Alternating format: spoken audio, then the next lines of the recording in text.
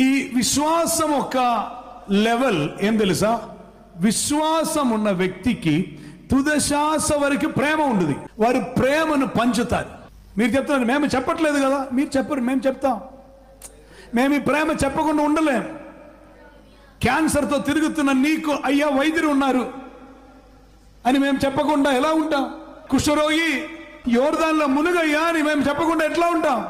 కానీ మేము కూడా అట్టు కంపులోనే ఉండను. ఒకప్పుడు ఆ దుర్వాసన మేమే తట్టుకోలేకపోయాం. కానీ మునుగమన్నారు, మునిగాం.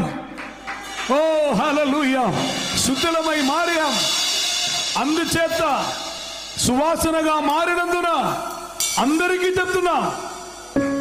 నీ చెప్తున్నా, మేము చెప్పట్లేదు కదా, మేము చెప్పకుండా ఉండలేం. నీవు చంపినా చెప్తా ఉంటాం. చనిపోయిన వారు కూడా చెప్తూనే ఉన్నారు. ఇప్పుడు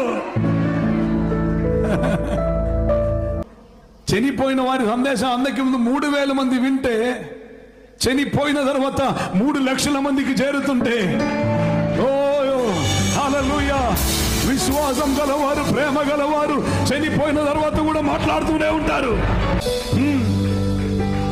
పెదవులు పగలగొట్టి నీ ఆప్యాన్ని అనుకున్నా నో ఆగలా.